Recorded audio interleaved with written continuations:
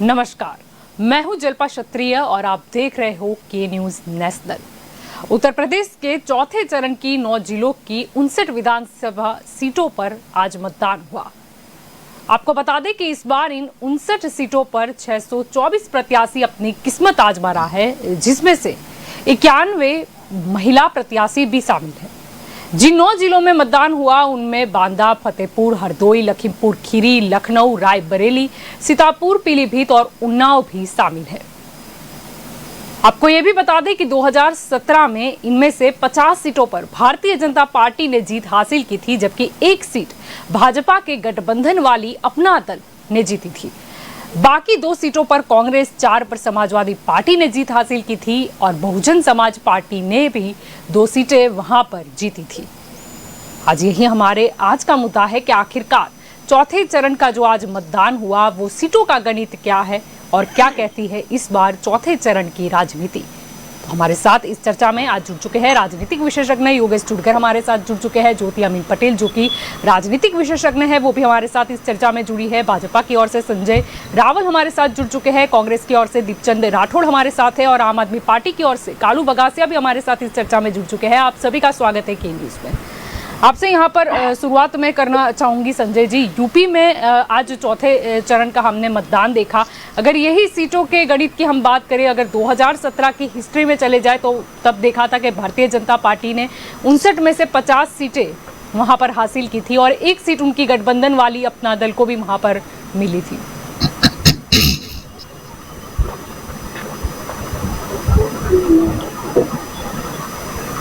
जी, तो मैं मानता हूं कि 2017 में जो चुनाव का रवैया मतदारों का था उसी सिलसिले में आज का चुनाव भी जी, और 2017 के समय का मतदान का जो अंक था जी, यानी जो परसेंटेज ऑफ वोटिंग था वो उतना ही है जितना 2017 में था। ये चौथे चरण का उत्तर प्रदेश का ये चुनाव का राउंड है और पहले 3 चरण, लेकिन इस बार वो दोनों जो कहीं भाजपा के दामन में है। आदरणीय जल्पा जी, मैं एक बात कहना चाहूंगा। जो अभी संजय भाई ने कहा है ना कि 2017 के अंदर बीजेपी के साथ युवा था, बिल्कुल मैं इससे सहमत हूँ। लेकिन आज कहीं ना कहीं युवा को जिस तरह इन्होंने भारतीय जनता पार्टी ने झूठ बोला और जिस तरह जुमले दिए उससे उत्तर प्रदेश का युवा इनसे नाराज है और ये इस बात विकास की बात कर रहे हैं। कभी तो इनके नेता कहते हैं कि चर्बी की बात होती है, कभी कहते हैं चर्बी घटाने की बात होती है, कोई खुद मुख्यमंत्री बोलते हैं गर्मी निकाल दूंगा मैं, लेकिन चर्बी घटाने और बढ़ाने वाले ने रोजगार की बात नहीं की, हो रहे अत्याचार की बात नहीं की, महिला उत्पीड़न की बात नहीं की, उत्तर प्रदेश में कुपोषण का जो ग्राफ बढ़ा है उस पर बात नहीं की, उन्होंने शिक्षा पर बात नहीं की। जो शिक्षक उत्तर प्रदेश में 60,000 पद खाली है उनको भरने की बात नहीं की, जो 70,000 वैकेंसी है। और अगर बीजेपी के अंदर देखो, आज उत्तर प्रदेश का युवा जब उनसे हिसाब मांग रहा है कि जॉब कहाँ मिलेगी तो ये हिजाब पर आ जाते हैं। आज बात हो रही है कि बेरोजगारी इतनी बढ़ क्यों गई है, इसका हिसाब दीजिए, तो ये हिजाब पर आ जाते हैं और आतंकवाद पर आ जाते हैं। आज लोग महंगाई पर इतने त्रस्त है और हम बात करते हैं हिजाब पर आ जाते हैं। कहीं कोई मुद्दा नहीं है। जल्पा जी, 5 राज्यों में मैं खुद 1-2 राज्यों में घूम कर आया हूँ। ये मुद्दा सिर्फ स्टूडियो पर और इनके चुनावी मैनिफेस्टो में है, जबकि हकीकत मुद्दा है जिस तरह का मैं आपको बताना चाहूंगा कि जो हकीकत मुद्दे इनको भटकाने के लिए आतंकवाद को लाना, कभी अब्बाजान को लाना, कभी गन्ना को लाना, कभी जीना को लाना, पर इनके पास अगर कोई मुद्दे की बात नहीं है। आज उत्तर प्रदेश का रोजगार युवा मांगता है तो खुद मुख्यमंत्री उनको एंडोसो लगाने की बात करते हैं और उन पर एफआईआर दर्ज करने की बात करते हैं। मैं आपसे पूछना चाहूंगा संजय भाई, जब आपको माननीय प्रधानमंत्री ने कहा था कि युवाओं को 2 करोड़ नौकरी दूंगा, आज कहाँ है 2 करोड़ नौकरी, आप बताइए। आज खुद वित्त मंत्री बोलते हैं कि साल में 12,000 नौकरी देंगे, यानी 60 साल में 5 साल में 12,000 नौकरी। ये इनका वो विकास है जिस विकास की बात कर रहे हैं। आज उत्तर प्रदेश के अंदर विकास क्या है आप मुझे बताइए संजय भाई। आप बोलते हैं कि हमने विकास करा 5 साल में, जलपा जी, मैं आज आपको इस पर चैनल आपके चैनल के माध्यम से बताना चाहूंगा, आज उत्तर प्रदेश का जो वोट है या तो पेट में है या पेटी में है। ये सब लोग जनता जान चुकी है कि कांग्रेस का धरातल पे काम करा, चाहे वो लखनपुरी का कांड हो, चाहे उन्नाव कांड हो, चाहे हाथरस का कांड हो, कोई पार्टी अगर वहां खड़ी रही है 5 साल से तो वो कांग्रेस पार्टी। और अब की बार उत्तर प्रदेश में जनता की 400 कैंडिडेट उतरे और आपने कही ना रायबरेली की बात कि भाई कांग्रेस वहां से अब की बार नहीं खड़ी हुई है। मैं आपको बताना चाहूंगा, माननीय प्रियंका जी के नेतृत्व में जो नारा था लड़की हूँ लड़ सकती हूँ, 40% सीटें मतलब महिला को दी है और पहली बार उत्तर प्रदेश में 400 कैंडिडेट हमने कांग्रेस पार्टी ने उतारे हैं। और मैं आपको बताना चाहूंगा संजय भाई, पंजाब, गोवा, मणिपुर, उत्तराखंड हमारी सरकार बनने जा रही है। उत्तर प्रदेश के अंदर भी जो हमारे जो परिणाम आएंगे वो चौंकाने वाले परिणाम होंगे। और इनकी बौखलाहट देखिए जलपा जी, भाजपा भारतीय जनता पार्टी की, जब इनके मंत्री हैं वो तिल्लवी जी मंत्री और विधायक हैं, वो क्या बोल रहे हैं तो दाढ़ी नोच कर चुटिया बना दूंगा। ये तो इनकी भाषा शैली है, क्योंकि इनकी हार बौखलाहट इनकी बता रही है। एक इनकी विधायक है भदौरिया जी मैडम जी, वो कह रही है नमक ले लो, राशन ले लो, वोट हमें देना। अरे मैडम जी, मैं आपको पूछना चाहूंगा, ये तो जो संसाधन है तो भारत सरकार के संसाधन है, आप घर से क्या दे रहे हो? जनता का टैक्स का पैसा आपको दे रहे हो, वो टैक्स का पैसा जनता को वापस आप दे रहे हो और आप बोले हम विकास कर रहे हैं। और इनकी सभाएं खुद देखो, स्मृति ईरानी की सभाएं जलपा जी कानपुर में, इनका जो रोड सभाएं बिल्कुल खाली रही, अमित शाह की रैली वहां पर बिल्कुल फ्लॉप रही और खुद माननीय प्रधानमंत्री जी लखनपुरी के अंदर रैली करना चाहते हैं पर आज तक रैली नहीं हो पा रही है। ये तो भारतीय जनता पार्टी का मतलब चाल और चरित्र बता रहा है कि इनकी आने वाले 2022 के अंदर इनकी सत्ता जा रही है। जी कालू जी, आपकी और भी आना चाहूंगी क्योंकि इस बार आम आदमी पार्टी भी मैदान में है और फतेहपुर की अगर खागा सीट की बात करते हैं तो आम आदमी पार्टी के उम्मीदवार है विजय कुमार गौतम, जिन्होंने अपनी जो संपत्ति है वो शून्य दिखाई है। देखिए, आम आदमी पार्टी ईमानदार चेहरे को चुनती है, उसकी संपत्ति कितनी है उसके पर गौर नहीं करती। अगर संपत्ति शून्य दिखाई है तो इलेक्शन कमीशन उसकी जांच करेगा सही में शून्य है कि नहीं, तो ईमानदारी की बात हुई ना। आम आदमी पार्टी जो श्रेष्ठ आदमी है समाज के अंदर उसको चुनती है, नहीं को बाहुबली को। सामान्य आदमी, सामान्य घर से आया हुआ आदमी अगर उसमें कुछ करने की ताकत है, ईमानदार है और पढ़ा लिखा है तो उसको अपॉर्चुनिटी देती है। यही तो आम आदमी पार्टी की खासियत है। और आम आदमी पार्टी ने जो राजनीति पूरे देश के अंदर पहले बसपा के लिए काम कर चुके हैं जी। बसपा के ऐसा नहीं होता कि बसपा में हर लोग गुनाहित इतिहास वाले हो, करप्टेड हो। हर एक पॉलिटिकल पार्टी में अच्छे लोग भी होते हैं, बुरे लोग भी होते हैं। जो अच्छे लोग हैं वो बसपा या छोड़कर आम आदमी पार्टी में आते हैं तो उसको वेलकम करते हैं। सभी लोग को तो लेते भी नहीं है। जो आदमी क्रिमिनल बैकग्राउंड वाला है, जेल में जा चुका है और अभी केस चल रहे हैं, उसको हम थोड़ी लेते, उसको टिकट भी नहीं देते। हम अच्छे लोगों को ऐसा तो नहीं है क्योंकि कहीं ना कहीं 24% है, भले ही सबसे कम देखे चौथे चरण में, लेकिन दागी प्रत्याशी तो है कहीं ना कहीं। दागी प्रत्याशी होते हैं, 0% तो देखा नहीं है किसी ने आज तक। आप जाहिर जीवन में आते हैं, तो कहीं ना कहीं आपके ऊपर केस तो लगते हैं।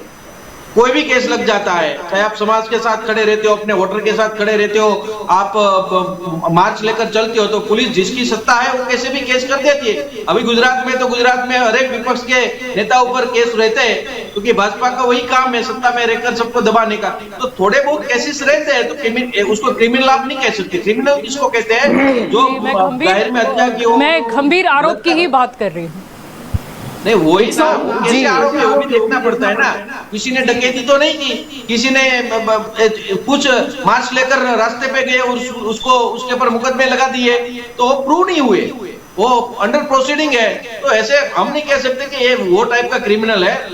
जाहिर जीवन के अंदर आप 5 साल टिकोगे तो आपके ऊपर 1-2 केस लगी जाएगी। गिनती किन मुद्दों पर होती है वो हम बखूबी जानते हैं।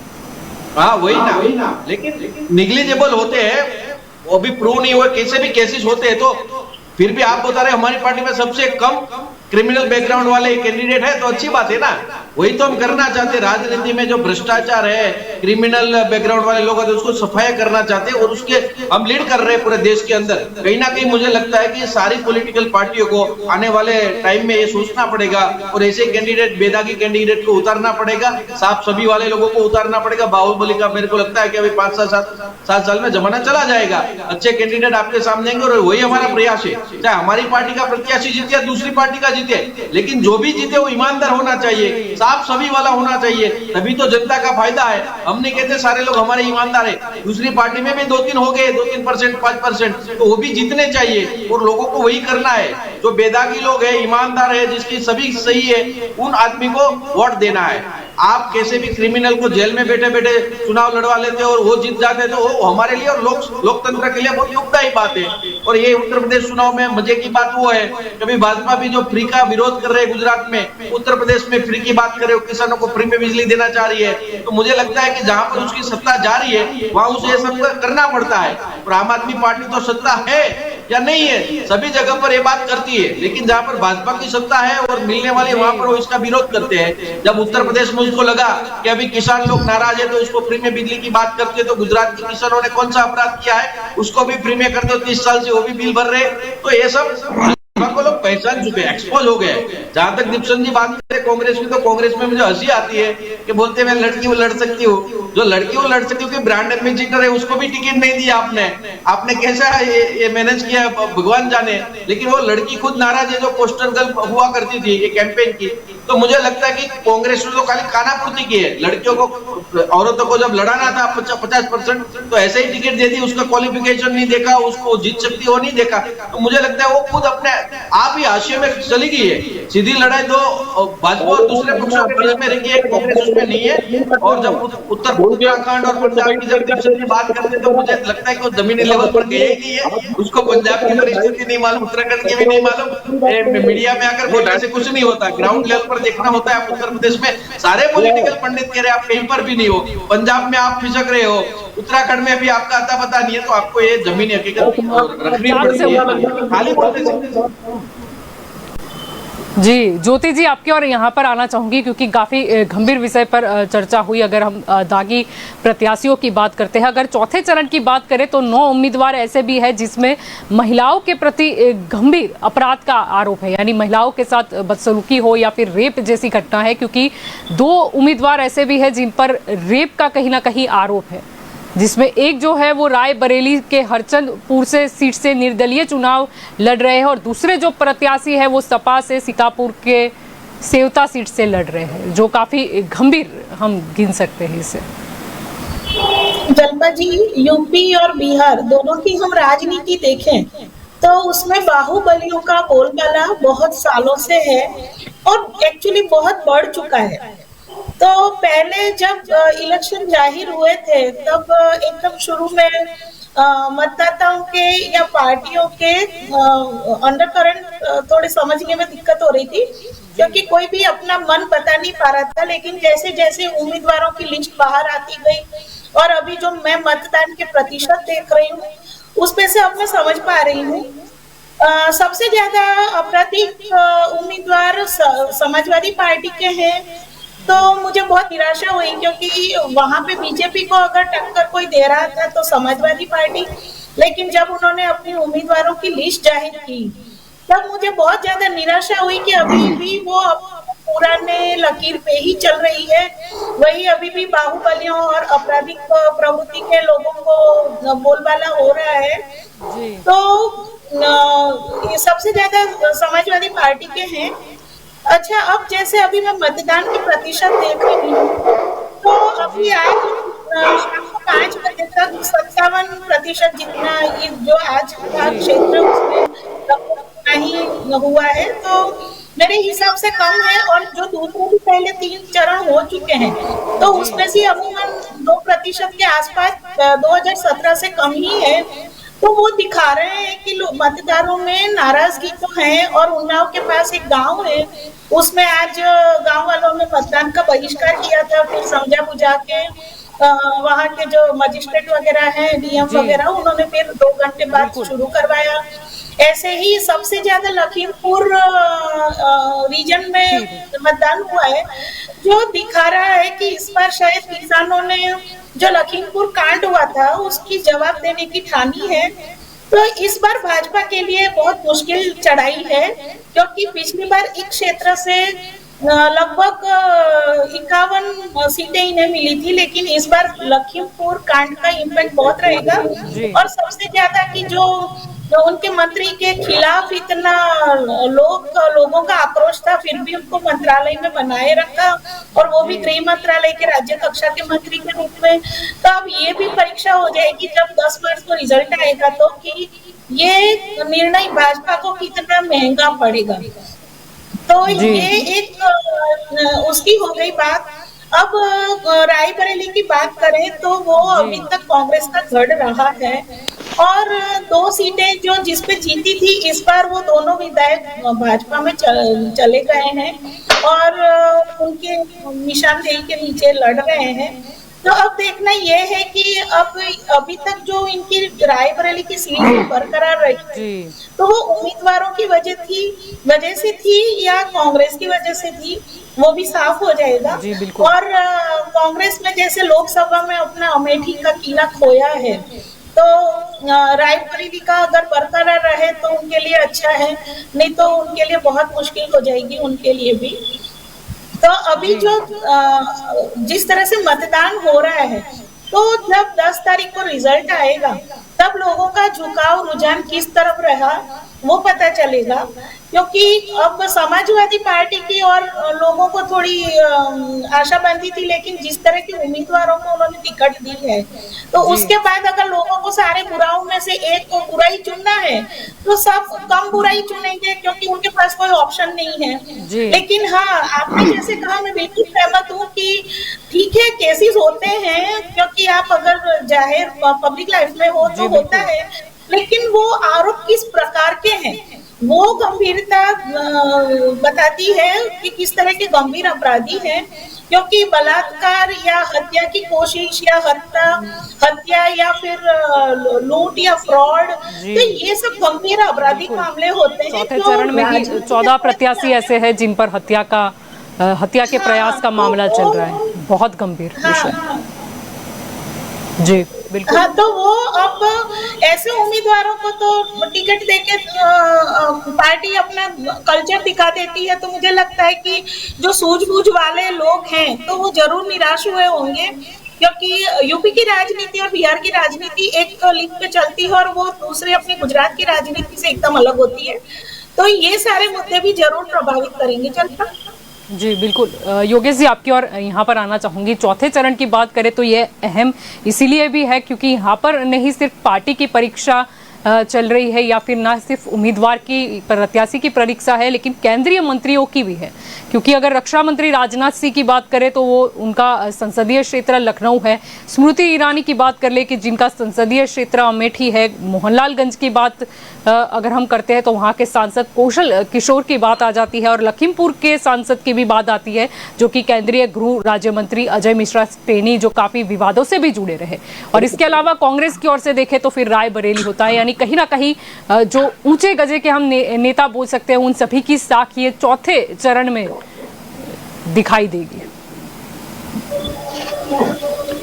आपने ये सब नाम गिनाए, उसमें हमारे प्रधानमंत्री का नाम नहीं गिनाया, वो भी यूपी से है। जी बिल्कुल। तो वाराणसी में भी वो अभी जी, मैं चौथे चरण की बात कर रही थी जी, 59 सीटों। हाँ, नहीं, आप सही बात है। मैं उत्तर प्रदेश की बात करता हूँ। लेकिन अभी देखना ये है कि ये 59 सीट्स के लिए जो आज मतदान हुआ उसमें क्या झुकाव है।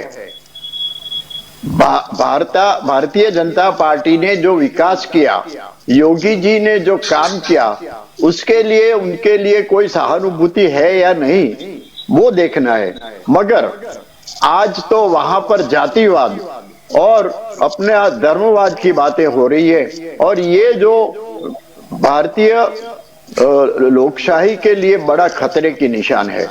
पूरे यूपी में आज जो इलेक्शन के लिए प्रचार हुआ उसमें कोई विकास की बड़ी बात हुई या तो बेरोजगारी की कोई बात हुई या तो कृषि के बारे में कोई बात हुई, ऐसा नहीं हुआ। हमने तो जो सुना वो धर्म के बारे में ही सुना, और छोटी मोटी ऐसी ऐसी घटनाएं हो गई कि जिसको दोनों पार्टियों यानी सभी पार्टियों ने इसका लाभ लिया है। अच्छा, कांग्रेस की बात करें, क्योंकि रायबरेली का इंपॉर्टेंट सीट वहां पर है, तो पिछले 2017 के चुनाव में आउट ऑफ 407 पूरी कांग्रेस को 7 सीट मिली थी, 7 सीट मिली थी। तो अभी 2017 से आज तक कांग्रेस ने ऐसा क्या किया कि उनको 7 से ज्यादा सीट मिले। रायबरेली की सीट अगर मिल जाती है तो वो मेरे ख्याल से कांग्रेस के लिए एक नसीब की बात है। बाकी कांग्रेस ने यूपी में कोई ध्यान नहीं दिया, पूरे देश में उनका न तो कोई संगठन का ठिकाना है। यूपी में भी ऐसा है, जो हमारे हीरो है राहुल गांधी, वो तो यूपी में आए ही नहीं। जो पूरा कारोबार यूपी का संभालते थे वो आए भी नहीं। और सोनिया गांधी, हाँ ठीक है, उनकी हेल्थ का सवाल है, लेकिन उन्होंने भी कोई इतना ट्राई नहीं किया और सब कुछ प्रियंका जी के पर छोड़ दिया। और प्रियंका जी ने जो कार्ड खेला, महिलाओं के लिए हम 40% महिलाओं को टिकट देंगे वगैरह वगैरह, जो बात की अच्छी बात है, लेकिन विकास की कोई बात हो, या तो हम ऐसे प्लान करेंगे बेरोजगारी दूर होगी, ऐसी कोई बात नहीं हुई। तो जो 59 सीट के लिए आज वोटिंग हुआ, मेरे पास जो आंकड़े आए हैं वो 60% तक हुआ। और लखीमपुर जो बड़ा हाईलाइट में था, जहां पर केंद्रीय मंत्री के पुत्र ने जो कारनामे किए थे, उसके कारण वहां पर मेरे पास जो आंकड़े हैं वो 80% मतदान हुआ है। है कि और ये केस बना, वो बड़ा हाईलाइट हुआ और लोगों को बड़ी चोट लगी है। और वो मिश्रा जी का इस्तीफा ले लेना चाहिए, उसके ऊपर कुछ करना है, लेकिन जो इसके पर आरोप था वो मंत्री के जो उस दिन तक ही नहीं हुई। और अभी जो कार्यवाही हुई दिखावा जैसे, तो लोगों को रोष है। परिणाम लखीमपुर में आएगा क्या है, तो भारतीय जनता पार्टी को पिछले टाइम जितनी सीट 59 में से 50 सीट मिली थी, मुझे उसमें डाउट है उतनी सीटें मिलेगी या नहीं मिलेगी। योगी जी ने अच्छा काम किया, वो सही है, लेकिन कई बातें ऐसी है कि योगी जी के किए पर सब पानी फेर दिया है। तो ये अभी देखना है पर 2020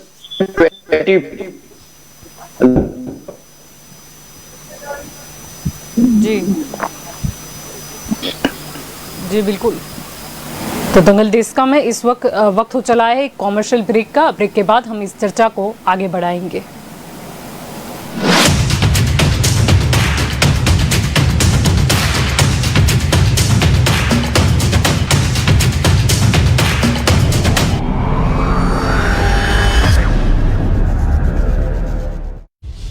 खुश खबर, કપરા સમયમાં સાવચેતી જાળવીને વિકાસના કાર્યોમાં સહભાગી થવા બદલ આપ સૌને ધન્યવાદ। પ્રધાનમંત્રી શ્રી નરેન્દ્રભાઈ મોદીના નેતૃત્વમાં રજૂ થયેલા હળવા ફૂલ બજેટ બાદ ગુજરાતીઓ જાણવા માંગે છે ગુજરાતના ખુશ ખબર।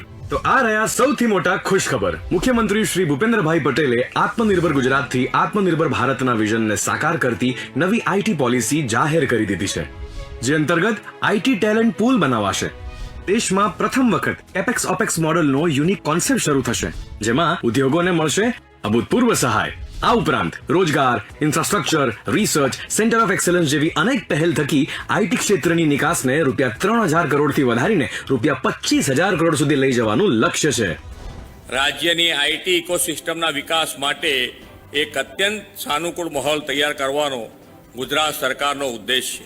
ગુજરાતના આઈટી સેક્ટરનો 8 ગણો વિકાસ કરવાનું લક્ષ્ય રાજ્ય સરકારે રાખ્યું છે. વડાપ્રધાન શ્રી નરેન્દ્રભાઈ મોદીએ આખા રાષ્ટ્રમાં નિઃશુલ્ક રસીકરણની શરૂઆત કર્યા બાદ આપણા ફ્રન્ટલાઈન વોરિયર્સની મહેનત અને આપણી જાગૃતિ રંગ લાવી છે. હર ઘર દસ્તક પ્રિકોશન ડોઝ જેવી પહેલ થકી ગુજરાતમાં કોરોનાની રસીના 10 કરોડ ડોઝ પૂર્ણ થઈ ચૂક્યા છે. આ બદલ આપ સૌને અભિનંદન. વધુ એક ખુશખબર, ગુજરાતમાં શરૂ થઈ ચૂકી છે મોતિયા અંધત્વ મુક્ત ગુજરાતની રાજ્યવ્યાપી ઝુંબેશ. તો ચાલો ત્યારે ફરી મળીશું એક નવા ખુશખબર સાથે. પણ હા, આપણે હજી પણ સાવચેતી રાખવાની જરૂર છે. તમારું અને તમારા પરિવારનું ધ્યાન રાખજો અને ખાસ કોરોનાની ગાઈડલાઇન્સનું પાલન કરજો. જય હિન્દ.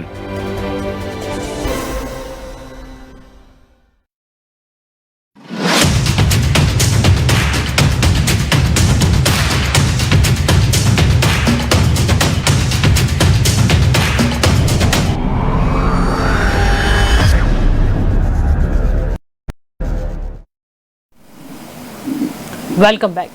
अब इस चर्चा को हम आगे बढ़ाते हैं। और संजय जी यहाँ पर आना चाहूंगी क्योंकि चौथे राउंड की बात करते हैं तो जिक्र आ जाता है कहीं ना कहीं अवध का।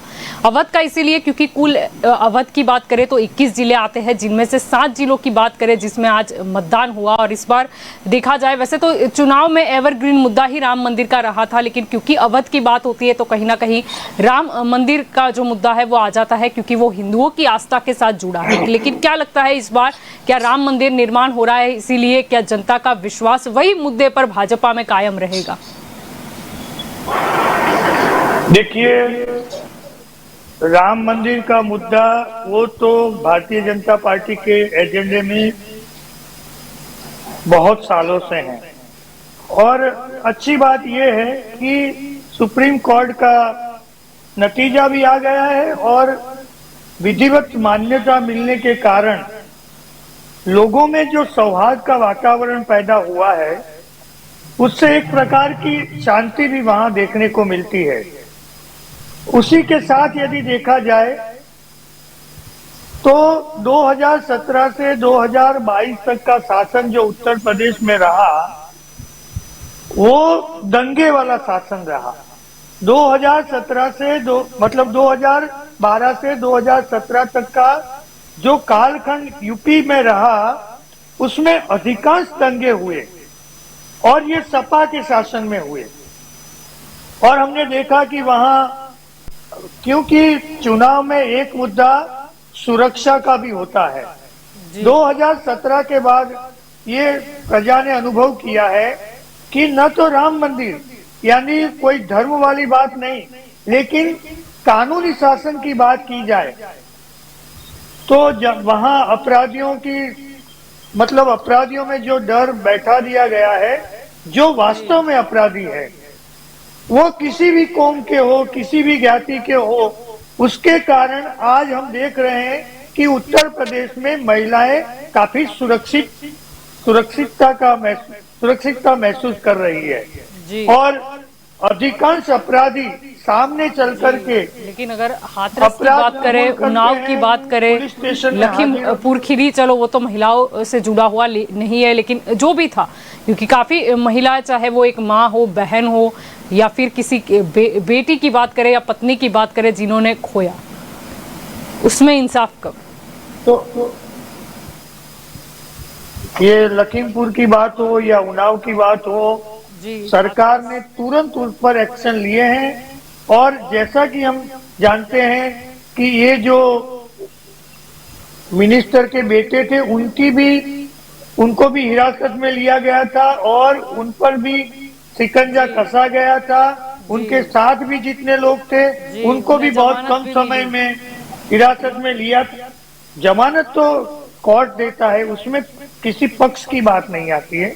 तो ये बात वो है कि जहां तक कानून की बात हो और अपने जो धर्म की बात कर रहे थे, तो धर्म का मुद्दा छेड़ने की इसलिए जरूरत नहीं है क्योंकि इस बार उत्तर प्रदेश के चुनाव में लेकिन जो क्षेत्र की बात करें तो वहां पर तो हर बड़ा नेता कहीं ना कहीं जय श्री राम कहते नजर आया था। तो वो तो साफ बात है कि आज से नहीं, और ये भाजपा का छिपा एजेंडा नहीं है कि इस बात को ढका जा रहा है या उस बात पर पर्दा डाला जा रहा है। भारतीय जनता पार्टी ने जो जितने सालों से जो आस्था के केंद्र है उसमें सबसे ज्यादा उत्तर प्रदेश में, उस पर जो जो आपराधिक मामले हुए या तो आस्था केंद्रों पर जो कुथराघात किया गया उसमें न्याय देने की बात हुई। और जैसा कि हमने देखा कि इतने सालों के बाद सुप्रीम कोर्ट में इतने लोगों की सुनवाई के बाद जो अंतिम नतीजा मिला वो राम मंदिर के पक्ष में मिला और सौहार्दपूर्ण वातावरण में दोनों कौमों के बीच ये जो न तो कोई दंगा हुआ न फसाद हुआ और हमने देखा कि आज शांति से वहां वातावरण बना हुआ है। और ऐसा ही वातावरण पूरे राज्य में योगी जी के आने के बाद अपराधी जो थे, जो पहले पिछले कई सालों से खुलेआम घूम रहे थे और पब्लिक को बांध में ले रहे थे, मैं मानता हूं कि 2017 से 2022 ये जो चुनाव हुए अब तक के जो मतलब राज्य में शासन काल वो रहा उसमें न तो दंगे हुए न कोई फसाद हुआ और क्राइम रेट भी जो देखा जाए तो बहुत कम है, एक दो छोटे मोटे किस्सों को छोड़कर। तो मैं मानता हूं कि ऐसा शासन आज तक किसी भी पक्ष के शासन में नहीं रहा है। तो ये पूरी जनता इसकी सराहना कर रही है और उसी के कारण मैं मानता हूं कि ये जो चौथे चरण का 59 सीटों का जो मतदान है ये भाजपा के लिए कंफर्ट जोन है और ऐसी ही स्थिति बनी रहेगी और उतने ही प्रतिशत का फायदा, उतने ही प्रतिशत के वोट भारतीय जनता पार्टी को मिलेंगे, ऐसा मेरा पूरा विश्वास है। जी दीपचंद जी, आपकी ओर आना चाहूंगी। कांग्रेस महासचिव प्रियंका गांधी की बात करें तो उन्होंने कहीं ना कहीं कितनी सीटें पे जीत दर्ज होगी या क्या लाभ होगा उसके बारे में चर्चा नहीं की, लेकिन उन्होंने ये बताया कि विधानसभा चुनाव के बाद उत्तर प्रदेश कांग्रेस में एक नई लीडरशिप देखने को मिलेगी। उन्होंने ये दावा किया कि कांग्रेस के पास अब जमीनी लीडर भी बहुत है और अब कांग्रेस ने उन्हें आगे बढ़ने का बहुत मौका भी दिया है, यानी कि उत्तर प्रदेश के चुनाव के नतीजे जो भी हो लेकिन उत्तर प्रदेश कांग्रेस में कुछ बदलाव देखने को मिलेगा। एक नई लीडरशिप के साथ उत्तर प्रदेश में कांग्रेस काम करेगी। आदरणीय जल्पा जी, भारतीय लोकतंत्र की खूबसूरती तो आपको पता है, कोई भी चुनावी हार अंतिम नहीं होती और कोई भी चुनावी जीत अंतिम नहीं होती। जनता गलती से अगर किसी को सत्ता में लाती है तो भूल सुधार के वो 5 साल के बाद मौका मिलता है। और कई मेरे बड़े भाई साहब ने, योगी जी ने, कि कांग्रेस का संगठन नहीं है। मैं योगी भाई साहब को बताना चाहूंगा, कांग्रेस वो पार्टी है जिसका संगठन जम्मू कश्मीर से लेकर कन्याकुमारी तक है। और आपने अभी राहुल गांधी जी की बात की थी, मैं आपको बताना चाहूंगा योगेश भाई जी कि राहुल गांधी जी के असर है कि यूपी और पूरे देश में जनवादी मुद्दे जिंदा है। महंगाई पर बात होती है, बेरोजगारी पर बात होती है, किसानों पर बात होती है, महिलाओं की सुरक्षा पर बात होती है, सीमा पे जो खड़े हैं सैनिक उन पर बात होती है, सब खड़े रोजगार पे बात होती है। ये राहुल गांधी का असर है। मुझे खुशी है कि राहुल गांधी जी के इतने असरदार होने के कारण ही आज भारतीय जनता पार्टी जो प्रचंड बहुमत से है, उन्होंने भूमि अधिग्रहण बिल वापस लिया। और जी तो अभी मेरे संजय भाई ने ये बात कहा ना कि हमने विकास करा है, मैं आपको बताना चाहूंगा संजय भाई, जो आपकी पार्टी है वो भाजपा वोटवादी है, रामवादी नहीं। कांग्रेस का मंत्र है सभी भवन्तु सुखी अर्थात सभी सुखी रहे, और भाजपा का मंत्र है संघे भवन्तु सुखी अर्थात संघी सुखी रहे। और अब तो जो आपने बोला ना कि भारतीय जनता पार्टी के नाम से तो सीता मैया भी रोने लगी है। सीता मैया खुद कह रही है कि सीता मैया कह रही है कि दुखी है भाजपा के काम से, सारा पैसा खा गए मेरे पति के नाम से। ये तो आपका चित्र और ये आपके वो है क्या कहते हैं संस्कार कि आप राम को भी अपने छोड़ दे। अगर आप राम के नाम पर अगर वोट मांगो तो आप विकास के नाम पर वोट मांगो। आपने विकास क्या करा है? आपने बस यही करा तुष्टिगत भोजन की राजनीति करी है सिर्फ पूरे देश में, पूरे प्रदेश के अंदर। अगर आपने काम करा होता तो आज आपको राम के शरण में नहीं जाना पड़ता। अगर काम करा होता तो आपको आज आपने काम दिलाते कि हमने 5 साल के अंदर ये करा। और संजय भाई मैं आपको बताना चाहूंगा, आज जब कांग्रेस की सरकार थी ना, जब 23 करोड़ लोग मतलब हमने 27 करोड़ लोगों को उभारा था, और आज कम से कम 84% लोग गरीबी रेखा के नीचे चले गए। ये है भारतीय जनता पार्टी की सरकार में। और आपने कहा था कि हम किसानों का डबल करेंगे। आज किसानों का कितनी है? 27 रुपए प्रति महीना। और आप देते हो किसानों को कितने 6,000 रुपए। और जो किसानों को जो जो उनके रोजगार है, जो उपकरण है, उनके ऊपर भी आपने दुनिया भर का टैक्स लगा रखा है। और 2022 के अंदर जो आपने कहा था कि हम $5 ट्रिलियन लेकर आएंगे, क्या हुआ उस $5 ट्रिलियन का आज तक? अगर मैं आपसे पूछना चाहूंगा, अगर आज आप अच्छे दिन की बात करते हैं, 15 लाख नौकरी की बात करते, अगर भारतीय जनता पार्टी के अंदर कुछ योजना चल रही है तो जन धन योजना चल रही है जो महंगाई की चल रही है, और कुछ नहीं चल रही। आप महंगाई पे बात नहीं करते हो, रोजगार पे बात नहीं करते हो, आप ये शिक्षा पे बात नहीं करते हो, विकास पे बात नहीं करते हो, आप बात करते हो किस पर? आतंकवाद पर, हिजाब पर। आपको सिर्फ मुद्दे भटकाना होते हैं। मैं आपको एक इस पर बता दूं संजय भाई कि कांग्रेस पार्टी वो पार्टी है, मैं मानता हूं कि हम 3 दशकों से उत्तर प्रदेश से दूर है, लेकिन उत्तर प्रदेश के अंदर हमने 5 साल से जो प्रियंका गांधी के नेतृत्व में जो जनमानस के मुद्दे उठाए वो किसी पार्टी ने नहीं उठाए। आप कोरोना काल के अंदर देख लो, ये एक तरफ तो एसपी विपक्ष में खड़ी हो रही है, सत्ता में भारतीय जनता पार्टी क्या करा? आप सिर्फ ये करते 85 बेनाम 15 की राजनीति करते हो, 80 बेनाम 20 की राजनीति करते हो। आपके पास यही है और कुछ नहीं है। आप मुझे एक भी आप बताओ कि हमने विकास ये करा। अगर आपको विकास करा होता ना तो आपको चीन की सड़कें नहीं दिखानी पड़ती, चीन के हवाई अड्डे नहीं बताने पड़ते, आंध्र का पुल नहीं दिखाना पड़ता।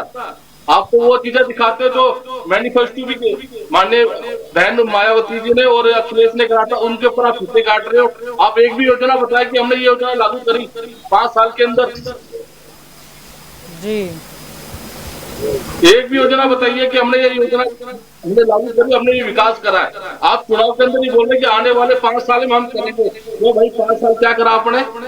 जनता आपसे जवाब मांग रही है ना चीज का, और जनता देख रही है उत्तर प्रदेश में कि कौन हमारे साथ खड़ा है और कौन हमें झूठेबाजी दे रहा है, कौन हमें जुमले दे रहा है। इसलिए मैं आज जलपा जी आपको बताना चाहूंगा, 10 मार्च का जो रिजल्ट आएगा वो बिल्कुल कांग्रेस पार्टी के हित में आएगा और कांग्रेस पार्टी दोबारा उभर कर आएगी।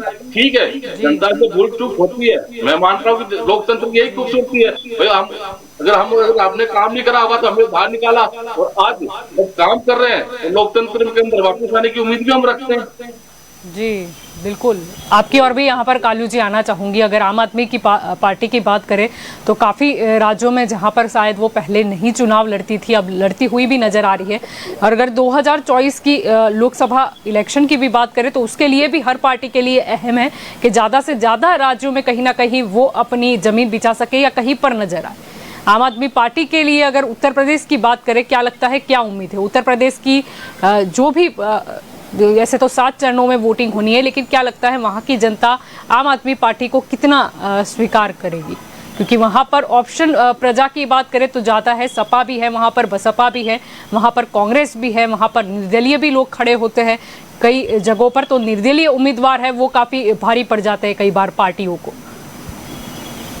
देखिए, लोकतंत्र में हर एक पार्टी या हर एक आदमी इलेक्शन का हिस्सा बन सकता है, इलेक्शन लड़ सकता है। तो Aam Aadmi Party as a political party वही कर रही। जहां पर भी हमारा संगठन बना है या बन रहा है वहां पे हम कैंडिडेट उतार रहे हैं, और जहां पर भी हम उतारे वहां पर कोई कॉम्प्रोमाइज नहीं कर रहे, किसी के साथ ऐसा वैसा गठबंधन भी नहीं कर रहे। ना तो हम हमारे उम्मीदवार की जो कैंडिडेट की क्वालिटी है, जो क्वालिफिकेशन है, ये जाहिर किया था कि किसी ने उनसे पूछा था कि आप इतने सारे गारंटी दे रहे हो लेकिन आप जीतोगे भी क्या? तब केजरीवाल जी ने ये कहा कि मैंने उससे ये कहा कि भाजपा के खिलाफ जो जिसकी भी सरकार बनती होगी, अगर उन्हें जरूरत होगी तो कहीं ना कहीं वहां पर आम आदमी पार्टी उसे सपोर्ट करेगी और हमारी जो भी गारंटी है उसे पूरा करने की कोशिश करेंगे।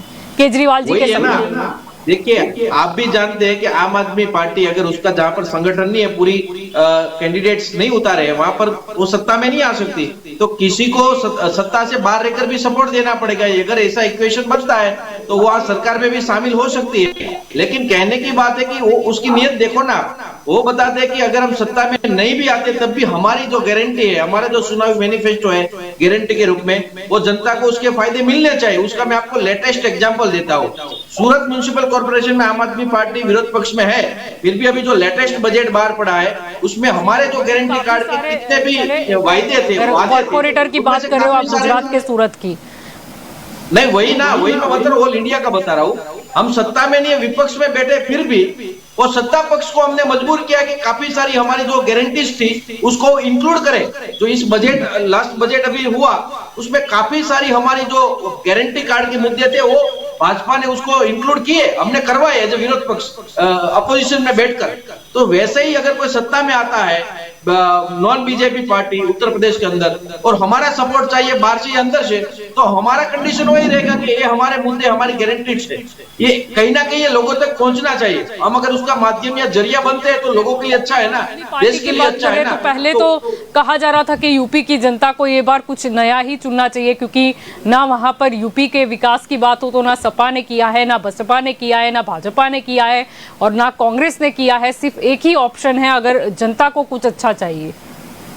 देखिए दीपचंद भाई को भी मालूम है कि वहाँ कांग्रेस की सत्ता नहीं आने वाली, लेकिन हर एक आदमी ऑप्टिमिस्टिक जरूर होता है, उसको उम्मीदें जरूर होती है। तो आम आदमी पार्टी को भी उम्मीद है, आम आदमी पार्टी को भी उम्मीद है। हर एक पॉलिटिकल पार्टी जीतने के लिए वहाँ लड़ती है, हर एक कैंडिडेट जीतने के लिए लड़ता है, निर्दलीय हो या किसी भी दल का हो, जीतने के लिए लड़ता है। और वही हौसला होना चाहिए, उसको आपको और मेरे को सबको अप्रिशिएट करना चाहिए। आपको ये देखना है कि इतनी सारी पॉलिटिकल पार्टी होने के बावजूद, इतनी पुरानी पॉलिटिकल पार्टी होने के बावजूद भी कितने ऐसा करते हैं। भाई दिल्ली में आके देखो सही, दिल्ली किस तरह नशे में डूब रहा है। आपको दिल्ली का नहीं मालूम, आपको दिल्ली का नहीं मालूम। आप जो बोलेंगे वो सर्टिफिकेट से काम नहीं चलेगा। आपने तो पहले भी बातें की, फिर भी आम आदमी पार्टी के बाद दोबारा सरकार बनी है, इसलिए आप थोड़ा धैर्य रखें, आप थोड़ा धैर्य रखें। दिल्ली में आपने बहुत सारे लोगों को गुमराह किया, फिर भी वहां पर दोबारा केजरीवाल जी की सरकार बनी है, तो वही सबसे बड़ा दिल्ली का इलेक्शन आएगा तब दिल्ली पर भी चर्चा करेंगे, रिपोर्ट कार्ड दिल्ली का भी मांगेंगे। यूपी पे आ जाते हैं हम, चौथे चरण की 59 सीटों पर आ जाते हैं। वही दीपचंद भाई के पास कोई मॉडल नहीं है, वो उसके पास जो पंजाब वहां पर भी एक्सपेल हो गई है। ठीक है, हम मॉडल नहीं, हम रिपोर्ट कार्ड देखेंगे चाहे जो भी हो। जी ठीक है, समय ठीक है। यहाँ पर हम आक्षेप प्रति आक्षेप नहीं कर रहे, क्योंकि यूपी की समझदार जनता भी हमें बहुत ही ध्यान से सुन रही है। चौथे चरण की बात कर रहे हैं दीप्चंद जी दूसरे भी गेस्ट है आपकी, और यहाँ पर ज्योति जी मैं आना चाहूंगी, क्योंकि अगर हम चौथे चरण की यहाँ पर बात कर रहे थे, जैसे कि मैंने कहा कि काफी केंद्रीय मंत्रियों की साख भी दांव पर है। यहाँ पर मुद्दा ये भी है कि कहीं ना कहीं जो स्थानिक मुद्दे हैं वो कहीं बिछड़ते नजर आए थे। ऐसे तो सातवें ही चरण की बात करें तो कहीं ना कहीं, क्योंकि ये वाली अगर चौथे चरण की बात करते हैं तो यहाँ पर जो मायने रखती है, क्योंकि यहाँ की जो आबादी है उसके लिहाज से अनुसूचित जाति यानी एससी वोट की अहमियत यहाँ पर ज्यादा है, लेकिन कहीं ना कहीं वो रिलेटेड कुछ मुद्दे नजर नहीं आए। जलपा जी, सिर्फ ये क्षेत्र ही नहीं, पूरे यूपी में कहीं पे भी काम के बारे में कोई बात नहीं हुई है। जो स्थानिक मुद्दे हैं, जमीनी मुद्दे हैं, उन पे कभी कोई चर्चा ही नहीं हुई। मैं एक्चुअली जातिवादी राजनीति के खिलाफ हूँ, तो मैं उस हिसाब से कभी विश्लेषण करती ही नहीं, क्योंकि मैं तो देश को या राजनीति को उससे हटाना चाहती हूँ। इसलिए मैं मुद्दों के हिसाब से आपको जवाब दूंगी कि जैसे बारी बारी से